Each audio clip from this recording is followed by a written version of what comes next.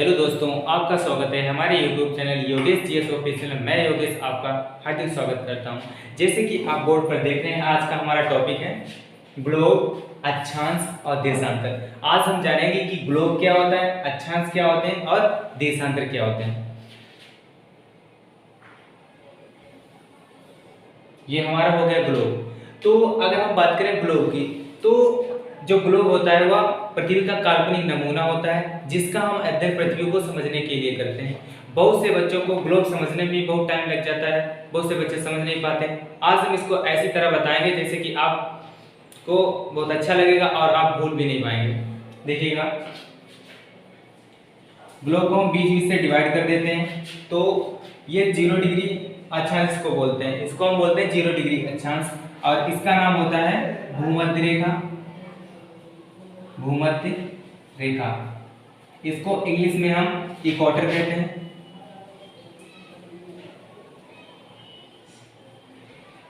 English में इसको हम इक्वेटर कहते हैं और इसको विषुवत रेखा के भी नाम से जाना जाता है। इसके सबसे ऊपर होता है उत्तरी ध्रुव। उत्तरी ध्रुव, नीचे होता है दक्षिणी ध्रुव। दक्षिणी ध्रुव। उत्तरी ध्रुव को, इसको हम कहते हैं नॉर्थ पोल और इसको कहते हैं साउथ पोल। इसको हम उत्तरी ध्रुव को नॉर्थ पोल के नाम से जानते हैं और दक्षिणी ध्रुव को हम साउथ पोल के नाम से जानते हैं। ऊपर का आधा भाग नीचे का। जब हम विषुवत रेखा जो 0 डिग्री से गई है, इसके जब हम बीच से इसको खींच देते हैं तो जो ऊपर जो हमारा है इसको हम उत्तरी गोलार्ध कहते हैं और नीचे वाले भाग को हम दक्षिणी गोलार्ध कहते हैं। तो इसको हम क्या कहते हैं? उत्तरी गोलार्ध। इसको हम उत्तरी गोलार्ध कहते हैं और नीचे वाले भाग को हम दक्षिणी गोलार्ध कहते हैं। दक्षिणी गोलार्ध। दक्षिणी गोलार्ध। ऊपर वाले आधे भाग को हम उत्तरी गोलार्ध कहते हैं और नीचे वाले आधे भाग को हम दक्षिणी गोलार्ध कहते हैं। अगर इंग्लिश में कहें तो उत्तरी गोलार्ध को हम north then hemisphere, northern hemisphere कहते हैं और दक्षिणी गोलार्ध को हम साउदर्न हेमिस्फीयर कहते हैं।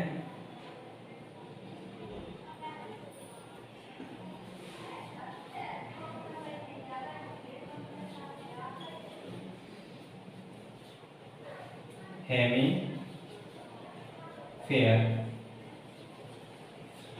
अगर हम उत्तरी गोलार्ध को इंग्लिश में नॉर्थ देन हेमिस्फीयर कहते हैं और दक्षिणी गोलार्ध को हम साउदर्न हेमिस्फीयर कहते हैं। अगर हम यहां से बात करें, यहाँ नॉर्थ पोल इसको हम कहेंगे, इसको हम साउथ पोल मतलब दक्षिणी ध्रुव कहेंगे। हम यहाँ से जब जाते हैं 0 डिग्री से तो यहाँ तक 90 अक्षांश रेखाएं पड़ती हैं और यहाँ से जब हम दक्षिणी ध्रुव तक जाते हैं तो यहाँ पे 90 अक्षांश रेखाएं पड़ती हैं। तो अक्षांश रेखाएं जो पड़ती हैं इनमें 23.5 डिग्री एक अक्षांश रेखा होती है जिसको हम कर्क रेखा के नाम से जानते हैं। कर्क रेखा। कर्क रेखा को इंग्लिश में हम कहते हैं tropic of cancer. Tropic of cancer, इसको हम क्या कहते हैं? Tropic of cancer. और 23.5 डिग्री एक नीचे रेखा होती है, ये हम लिख देते हैं यहाँ पे 23 सही 1/2। यहाँ पे लिख देते हैं 23 सही 1/2। तो जो उत्तरी गोलार्ध में 23.5 डिग्री रेखा है इसको हम कर्क रेखा के नाम से जानते हैं, टॉपिक ऑफ कैंसर के नाम से जानते हैं। और जो नीचे होती है इसको हम मकर रेखा के नाम से जानते हैं। मकर रेखा, इसको हम मकर रेखा के नाम से जानते हैं। अगर इंग्लिश में बात करें तो इंग्लिश में हम इसको ट्रॉपिक ऑफ कैप्रिकॉर्न कहते हैं। Tropic of Capricorn, tropic of Capricorn के नाम से जानते हैं। जो 23.5 डिग्री उत्तरी अक्षांश रेखा है, इन जो ये रेखाएं जो हैं, जो इनको अक्षांश रेखाओं को हम इंग्लिश में लैटिट्यूडिनल कहते हैं। क्या कहते हैं? लैटिट्यूडिनल। जो बड़ी बड़ी रेखाएं होती हैं इनको हम लैटिट्यूडिनल कहते हैं, या इनको हम कह सकते हैं अक्षांश रेखाएं। जो 23.5 डिग्री पे जो रेखा होती है उसको हम कर्क रेखा के नाम से जानते हैं। जो 23.5 डिग्री नीचे होती है इसको हम मकर रेखा के नाम से जानते हैं। इंग्लिश में इसको हम टॉपिक ऑफ कैंसर के नाम से जानते हैं, और मकर रेखा को हम टॉपिक ऑफ कैप्रिकॉर्न के नाम से जानते हैं। अगर हम बात करें 90 और 90, तो 90 प्लस 90 तो कितनी रेखाएं हो जाती हैं? 180। इसमें 90 प्लस 90, एक हमारी 90 ऊपर हो गई, 90 नीचे हो गई, एक हमारी विषुवत रेखा बचती है, इसको हम भी प्लस कर लेते हैं, +1। तो हमारी अक्षांश रेखाएं कितनी हो जाती हैं? 181। तो अक्षांश रेखाओं की संख्या कितनी है? 181। तो ये कंप्लीट सर्किल होते हैं। ये जो हमने इधर रेखा खींची है ये सीधी रेखा नहीं है, ये पीछे से भी घूम कर है, जैसे कि ये कंप्लीट सर्किल होते हैं। तो ये सर्किल जो होते हैं इनको हम अक्षांश रेखाएं बोलते हैं, और यहाँ पे आके धीरे धीरे सर्किल खत्म हो जाते हैं। तो ये मात्र बिंदु है, एक सर्किल नहीं है। तो इनको हम 2 को माइनस कर देंगे, तो 181 माइनस 2। तो हमारे कंप्लीट सर्किल, अगर आपसे कोई पूछता है कि कंप्लीट सर्किल की संख्या कितनी है, तो आप कहोगे 179। इतना समझ में आया? इसके आगे देखते हैं। हमने बताया कि इसको उत्तरी गोलार्ध, इसको हम दक्षिणी गोलार्ध कहते हैं, और इसको हम 23.5 डिग्री को कर्क रेखा कहते हैं। जो कर्क रेखा है जो भारत के 8 राज्यों से होकर गुजरती है, जिसमें हो गया हमारा गुजरात, राजस्थान, मध्य प्रदेश, छत्तीसगढ़, झारखंड, पश्चिम बंगाल, त्रिपुरा, मिजोरम, ये भारत के 8 राज्यों से होकर गुजरती है।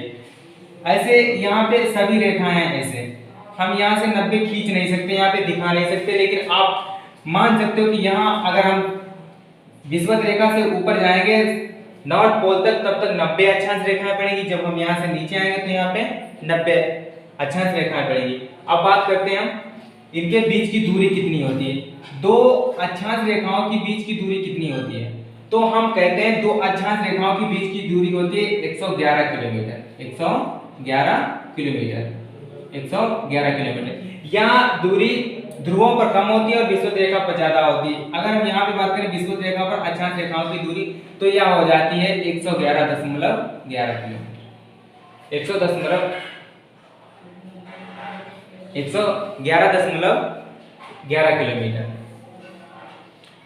अब हम बात करते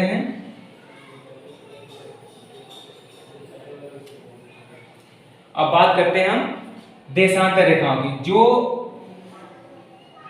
अब हम बात करते हैं देशांतर रेखाओं की। देशांतर रेखाएं हम उन्हें कहते हैं जो दोनों ध्रुवों को आपस में मिलाती हैं। दोनों ध्रुवों को आपस में मिलाने वाली रेखाओं को हम देशांतर रेखाएं कहते हैं, और ये समान समकोण पर मिलाने वाली रेखाओं को हम अक्षांश रेखाओं के नाम से जानते हैं। ये हो गई हमारी देशांतर रेखा। अगर हम देशांतर रेखाओं की बात करें तो यहाँ एक प्रधान मध्य रेखा है जो लंदन के ग्रीनविच शहर से होकर गुजरती है।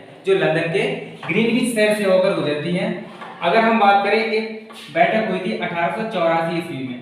1884 ईस्वी में एक बैठक हुई थी वाशिंगटन डीसी में, जिसमें यह निर्णय लिया गया था कि हर देश की एक प्रधान मध्य रेखा होनी चाहिए। जैसे कि हम लोगों ने यह निर्णय लेकर हम लोगों ने अपनी देशांतर रेखा 82.5 डिग्री मानी है। हमने 82.5 डिग्री अपनी देशांतर रेखा मानी है, जिसके द्वारा समय का निर्धारण होता है। यह बैठक में कहा गया था कि सब देशों को अपनी एक प्रधान मध्य रेखा माननी चाहिए और एक तिथि रेखा। 180 डिग्री देशांतर को हम तिथि रेखा कहते हैं और 0 डिग्री को हम प्रधान मध्य रेखा, समय प्रधान मध्य रेखा कहते हैं। जो 180 डिग्री देशांतर रेखा है उससे हम तिथि निकालते हैं, और जो 0 देशांतर रेखा है उसके द्वारा हम समय निकालते हैं। जैसे हम यहाँ पे निकालकर बता देते हैं। अगर हम यहाँ से 0 वाली रेखा से बात करें देशांतर से, तो 100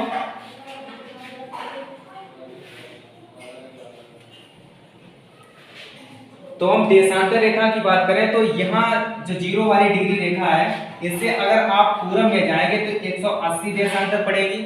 अगर इधर पश्चिम में जाएंगे आप तो 180 देशांतर पड़ेगी। तो 180 प्लस 180 कितनी रेखाएं हो जाती हैं? 360। 360। तो कोण कितने का होता है? 360 का। सॉरी, वृत्त कितने का होता है? 360 का।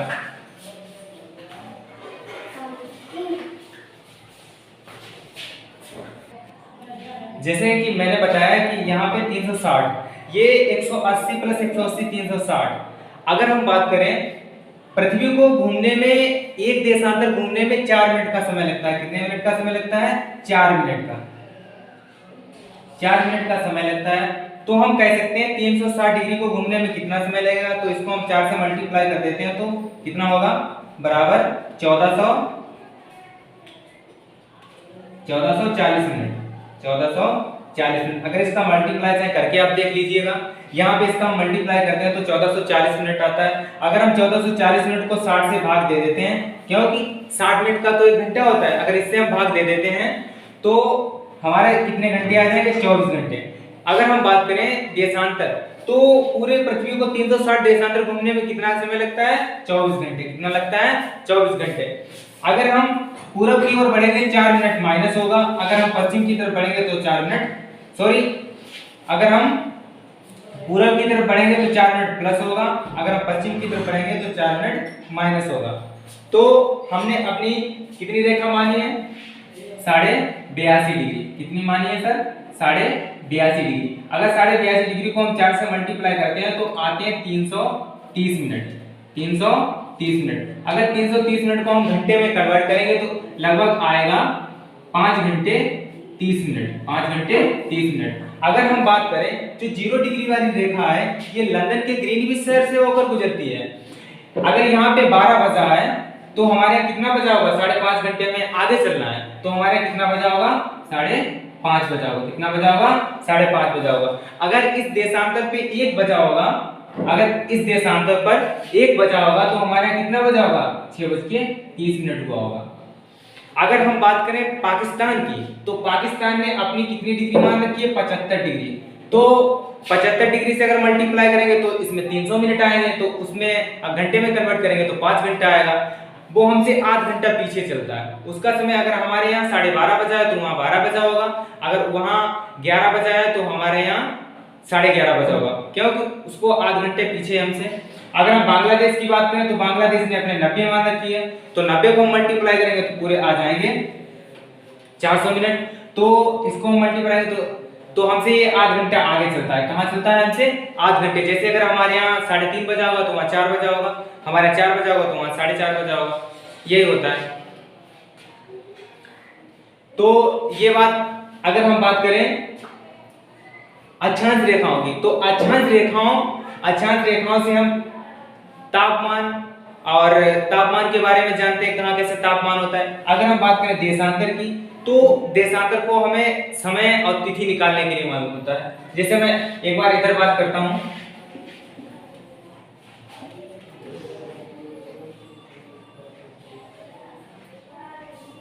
हमने सिर्फ हम बात करेंगे देशांतर की, तो ये देशांतर हमने हो गया। तो यहाँ पे हमारे यहाँ पे अगर 0 डिग्री है तो यहाँ पर भी 181 होगी, क्योंकि हमें घूम कर जाना है। 180 होगी, सॉरी, यहाँ पे 180 होगी। अगर हम पूरब में बढ़ेंगे 181 के, तो इधर अगर 24 तारीख है तो इधर जो है पश्चिम में 23 तारीख होगी।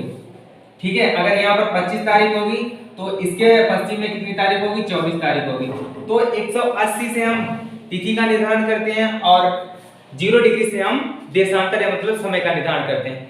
लगता है कि आपको यह टॉपिक समझ में आया होगा। तो